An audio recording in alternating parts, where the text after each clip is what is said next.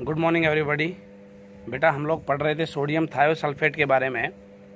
That was Na2S2O3 5H2O। इसकी जो preparation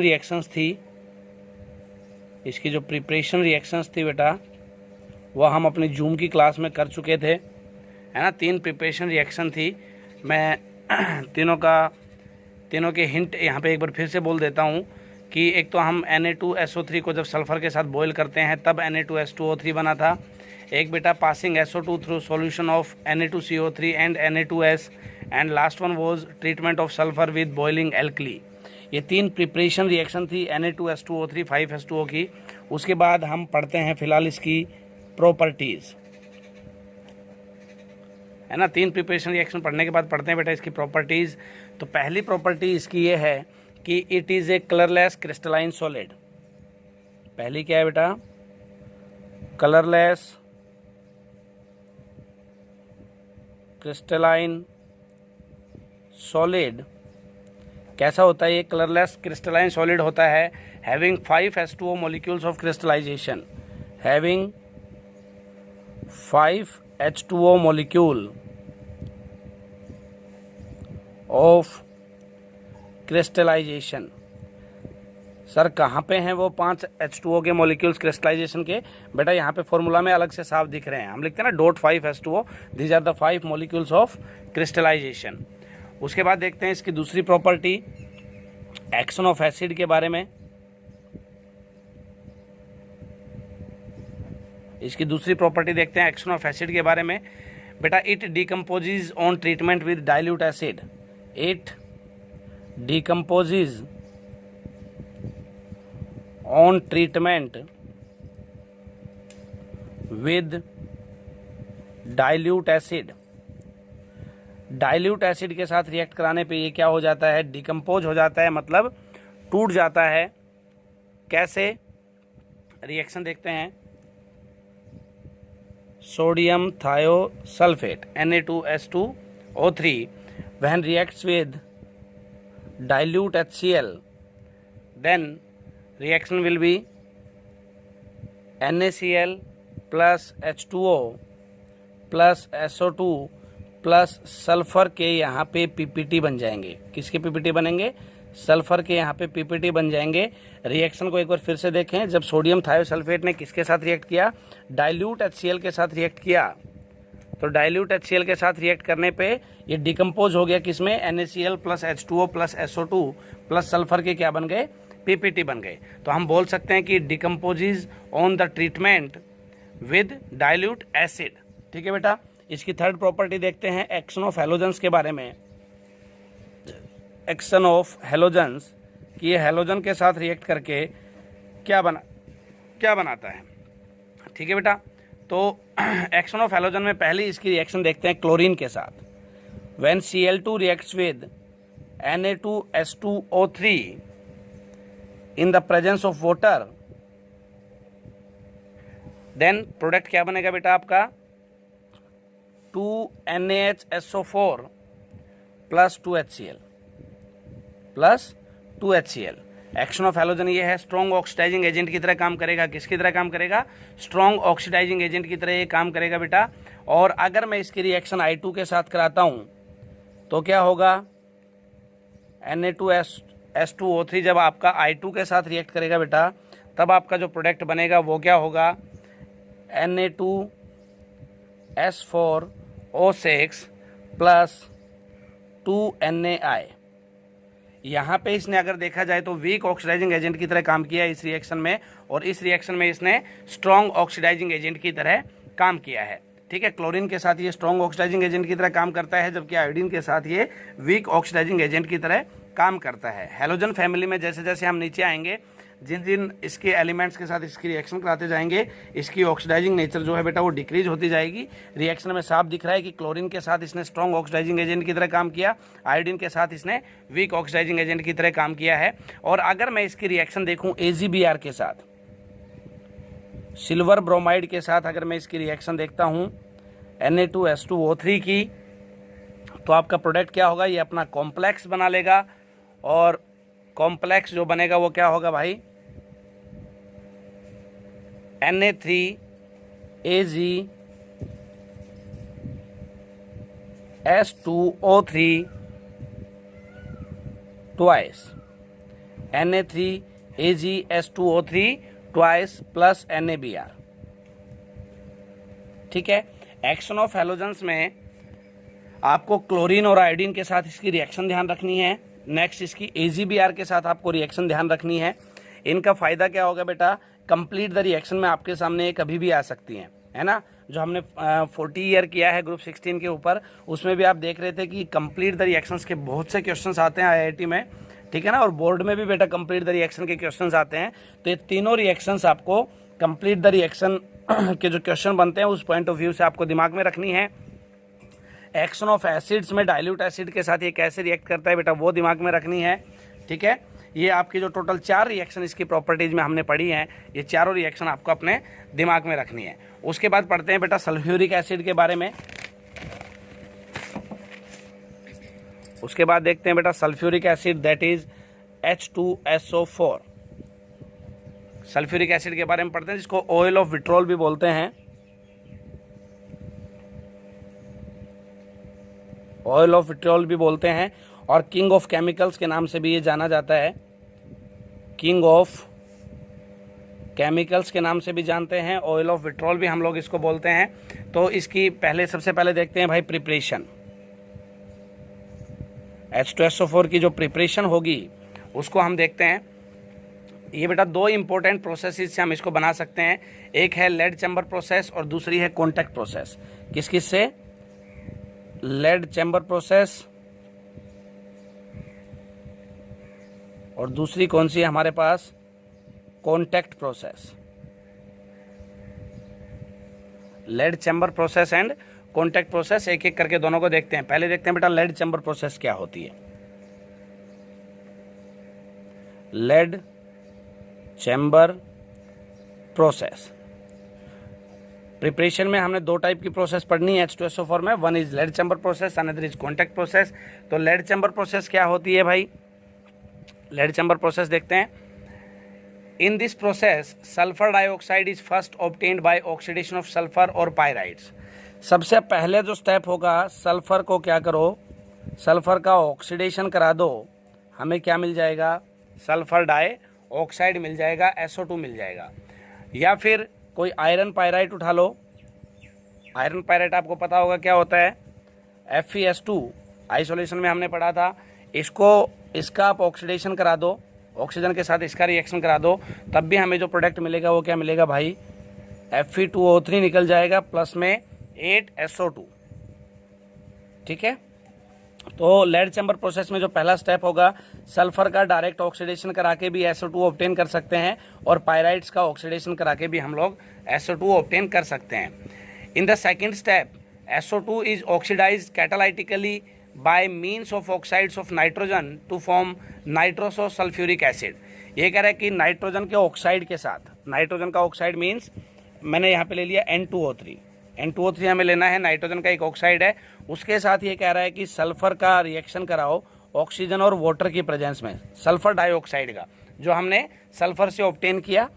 ये कह रहा है इसका रिएक्शन कराओ। यहाँ पे जो आपका प्रोडक्ट बनेगा वो बनेगा बेटा nitroso sulphuric acid, that is NOHSO4। NOHSO4 nitroso sulphuric acid. और बाद में इस नाइट्रोसो सल्फ्यूरिक एसिड का हाइड्रोलिसिस करा दो बेटा। हाइड्रोलिसिस मीन्स इसको रिएक्ट करा दो किसके साथ? वाटर के साथ। HSO4 when reacts with water, water के साथ रिएक्ट कराने पे ये क्या प्रोडक्ट देगा भाई आपको? H2SO4 plus NO plus NO2, NO plus NO2। तो यहाँ पे जो ये प्रोडक्ट बना वो क्या हमारा? सल्फ्यूरिक एसिड है। जो मेन प्रोडक्ट हमें चाहिए था वो क्या है? Sulphuric acid. कहाँ से मिला? नाइट्रोसो सल्फ्यूरिक एसिड का जब वाटर के साथ रिएक्शन कराया या वी कैन से कि जब हाइड्रोलिसिस कराया तो प्रोडक्ट क्या मिला आपको? H2SO4। तो लेड चैम्बर प्रोसेस को जो आपको कंप्लीट डिस्प्ले पे दिख रही है, एक बार इसको फिर से रिकैप कर देते हैं भाई। सल्फर का ऑक्सीडेशन कराओ, या फिर पायराइड्स का ऑक्सीडेशन कराओ। दोनों में से कोई भी प्रोसेस यूज करके सबसे पहले बनाओ SO2। SO2 जब बन जाए तो उसके नाइट्रोजन के ऑक्साइड के साथ ऑक्सीजन और वाटर की प्रेजेंस में रिएक्ट कराओ, नाइट्रोसो सल्फ्यूरिक एसिड बनेगा और उस नाइट्रोसो सल्फ्यूरिक एसिड का हाइड्रोलिसिस कराओ, सल्फ्यूरिक एसिड बनेगा। This is the lead chamber process. ठीक है बेटा। उसके बाद हम लोग देखते हैं कॉन्टैक्ट प्रोसेस। ये पहली प्रोसेस थी लेड चैम्बर प्रोसेस। दूसरी प्रोसेस है भाई कॉन्टैक्ट प्रोसेस। कॉन्टैक्ट प्रोसेस में क्या होगा, इन this process SO2 is first oxidized to SO3 by aerial oxygen in the presence of vanadium pentaoxide catalyst। ये कह रहा है कि जो सल्फर डाइऑक्साइड बनाओगे आप वो कैसे बनेगा, कैसे भी बना लो, सल्फर का डायरेक्ट ऑक्सीडेशन करा दो या पायराइड्स का ऑक्सीडेशन करा दो। प्रोसेस वो दोनों वाले हम यहाँ पे भी यूज कर सकते हैं। मीन्स पहला स्टेप यही होगा कि सल्फर डाइऑक्साइड बनाओ, मीन्स SO2 बनाओ। कैसे बना सकते हो मैं फिर रिपीट कर रहा हूँ, सल्फर का ऑक्सीडेशन करा दो ऑक्सीजन के साथ, या सल्फर का सिंपली सल्फर को बर्न करा दो ऑक्सीजन के साथ। उसके बाद ये कह रहा है कि SO2 बनने के बाद उसका फर्दर फिर ऑक्सीडेशन कराओ, मीन्स ऑक्सीजन के साथ रिएक्ट कराओ। कैटलिस्ट यहाँ पे क्या होगा, V2O5। ये नीट में पूछा हुआ है बेटा कि जब SO2 को कॉन्टैक्ट प्रोसेस में SO2 को ऑक्सीजन के साथ बर्न कराते हैं तो किस कैटलिस्ट के प्रेजेंस में कराते हैं, तो ध्यान रखना वेनेडियम पेंटाऑक्साइड। ठीक है। यहाँ पे जो आपको प्रोडक्ट मिलेगा वो मिलेगा SO3। कौन सा प्रोडक्ट मिल गया भाई, SO3 मिल गया। उसके बाद क्या करना है बेटा, जब ये SO3 आपका ऑब्टेन हो जाएगा इसको क्या करोगे, H2SO4 के साथ एडजॉर्ब करा दो। किसके साथ, H2SO4 के साथ। या सिंपली हम बोलें कि SO3 के ऊपर H2SO4 का क्या करा दो, स्प्रे कर दो भाई। क्या बनेगा आपका H2S2O7, दैट इज ओलियम। क्या बोलते हैं इसको, ओलियम बोलते हैं। कई बार इसकी स्ट्रक्चर हम लोग बना चुके हैं ओलियम की। और बाद में आप इस ओलियम का क्या कर दोगे, वाटर के साथ रिएक्शन करा दो। ओलियम का H2S2O7 का वाटर के साथ रिएक्शन करा दो तो क्या बन जाएगा आपका H2SO4 बन जाएगा। इसका हाइड्रोलिसिस कर दो, क्या बन जाएगा भाई, H2SO4 बन जाएगा। काफ़ी बच्चों के क्वेश्चंस ये होते हैं, सर आपने H2SO4 तो यहाँ पे यूज़ भी कर लिया रिएक्शन में और यहाँ पे H2SO4 क्या किया, H2SO4 ही बनाया है, तो फ़ायदा क्या हुआ बेटा, मैं आपको यहाँ पे बता देता हूँ। यहाँ पे एक बात देखो, अगर मेरे पास SO3 सपोज 10 kg था, SO3 मेरे पास 10 kg था, उसके लिए मैंने H2SO4 यूज़ किया 1 kg, है ना। और यहाँ पे जो मेरा H2SO4 बना वो बना 11 kg, 11 kg बना। इसका मतलब क्या था कि इस H2SO4 की स्प्रे ने इस कंप्लीट SO3 को भी किस में कन्वर्ट कर दिया, H2SO4 में कन्वर्ट कर दिया है ना। यहाँ पे जो H2SO4 यूज़ होगा इसकी सिर्फ स्प्रे हम लोग यूज़ करते हैं, मीन्स बहुत ही लिटिल क्वांटिटी हम लोग इसकी यूज़ करते हैं और वो कंप्लीट के कंप्लीट SO3 को किस में कन्वर्ट कर देगा, H2SO4 में कन्वर्ट कर देगा। बेटा ये थी आपकी कॉन्टैक्ट प्रोसेस, जिसका सिंपल सा मैं एक बार रिकैप करा दे रहा हूँ। सल्फर को पहले बर्न करो, ऑक्सीजन के साथ SO2 बनाओ, SO2 को फिर से बर्न करो, ऑक्सीजन के साथ SO3 बनाओ, SO3 को H2SO4 के साथ रिएक्ट करा के ओलियम बनाओ, ओलियम का हाइड्रोलिसिस करा के सल्फ्यूरिक एसिड बनाओ, है ना। सिंपल सा प्रोसेस है, ठीक है। ये आपको ध्यान रखना है, दोनों प्रोसेस, लेड चैम्बर प्रोसेस और कॉन्टैक्ट प्रोसेस। लंबी चौड़ी कहानी बेटा ना बोर्ड में पूछी जाती है स्टेप वाइज कि भाई किस चैम्बर में क्या होगा, ठीक है। NCERT क्वेश्चंस में हम लोग वैसे उसको कवर कर भी लेंगे, ठीक है, और ना ही आपकी वो कंपटीशन में पूछी जाती है, ठीक है भाई। उसके बाद हम देखते हैं सल्फ्यूरिक एसिड की प्रिपरेशन के बाद बेटा प्रॉपर्टीज। इसके बाद हम इसके देखते हैं प्रॉपर्टीज। प्रिपरेशन में 2 रिएक्शंस याद रखनी है, लेड चैम्बर प्रोसेस की और बेटा कॉन्टैक्ट प्रोसेस की। प्रॉपर्टीज क्या है, पहली इसकी प्रॉपर्टी है बेटा कि sulphuric acid is a strong dibasic acid, highly soluble in water and A common dehydrating agent, है ना। देखो क्या बता गया, ये डाइबेसिक एसिड होता है। डाइबेसिक एसिड आप समझ गए होंगे, डाइबेसिक का मतलब क्या है, बेसिसिटी इसकी 2 है, इसका मतलब ये 2H पॉजिटिव रिलीज करेगा, है ना। इसमें कोई शक नहीं है, फॉर्मूला से हम लोग ये चीज़ देख सकते हैं। H2SO4 है, कैसे इसकी स्ट्रक्चर बनाते हैं भाई, यूं ही बनाते हैं ना, जो आपको डिस्प्ले पे दिख रही है। ये 2 जो H हैं ये यहाँ से टूट के H पॉजिटिव की फॉर्म में रिलीज हो सकते हैं, 2H पॉजिटिव की फॉर्म में रिलीज हो सकते हैं। इसका मतलब ये कैसा एसिड है, डाइबेसिक नेचर का है, ठीक है। Highly soluble in water, highly soluble in water, water के साथ ये बढ़िया सॉल्युबल होता है। And A common dehydrating agent, कैसा है, common dehydrating agent. Dehydrating agent का मतलब आप समझ रहे होगे जो वाटर को एब्जॉर्ब कर ले, है ना, जो वाटर को सुखा दे या वाटर किस चीज़ में से निकाल ले। अब जब ये हमने इसकी प्रॉपर्टी पढ़ी कि हाईली सॉल्युबल इन वाटर, तो ऑब्वियस सी बात है ये तो कॉमन प्रॉपर्टी इसकी बन जाती है कि it is A common dehydrating agent. Water के साथ ये क्या कर जाता है, वाटर को अपने अंदर मिक्स कर लेता है और जो आपका जिस भी सब्सटेंस में आपने इसको डिजोल्व किया था उसको क्या कर देता है, डिहाइड्रेट कर देता है। तो बेटा it is A common dehydrating agent, ठीक है। और इसकी नेक्स्ट प्रॉपर्टी है कि H2SO4 का अगर हम डिकम्पोजिशन देखें कैसे डिकम्पोज होता है बेटा, तो 444 डिग्री सेल्सियस के ऊपर 444 डिग्री सेल्सियस के ऊपर अगर मैं इसका रिएक्शन कराऊं तो ये डिकम्पोज हो जाता है H2O प्लस SO3 में। किस में बेटा, H2O प्लस SO3 में ये क्या हो जाता है, डिकम्पोज हो जाता है। और बेटा इसकी अगर लास्ट प्रॉपर्टी देखें तो it is a good oxidising agent. क्या होता है, गुड ऑक्सीडाइजिंग एजेंट होता है कि बहुत ही बढ़िया ऑक्सीडाइजिंग एजेंट होता है। ऑक्सीडाइजिंग एजेंट आपका ये वर्ड जो ऑक्सीडाइजिंग एजेंट है कई बार सामने आ चुका है, समझ तो गए होगे आप अब तक कि ऑक्सीडाइजिंग एजेंट होते क्या हैं। रिएक्शन देख लेते हैं इसकी ऑक्सीडाइजिंग एजेंट की। जब कार्बन रिएक्ट करता है H2SO4 के साथ तो आपका जो प्रोडक्ट बनेगा वो बनेगा CO2 plus SO2 plus H2O। इस रिएक्शन में आप देख पा रहे हो कि ऑक्सीडाइजिंग एजेंट की तरह ये काम कर रहा है। सल्फर के साथ अगर इसका रिएक्शन देखें, सल्फर के साथ अगर मैं H2SO4 को रिएक्ट करा दूं, सल्फर के साथ अगर हम H2SO4 को रिएक्ट कराते हैं बेटा तो आपका प्रोडक्ट बनेगा 3SO2 प्लस 2H2O। यहाँ पे भी ऑक्सीडाइजिंग नेचर शो कर रहा है ये अपनी। P4 के साथ अगर इसका रिएक्शन देखें तो बेटा P4 के साथ ये रिएक्ट करके प्रोडक्ट क्या देगा, H3PO4 प्लस SO2, ठीक है।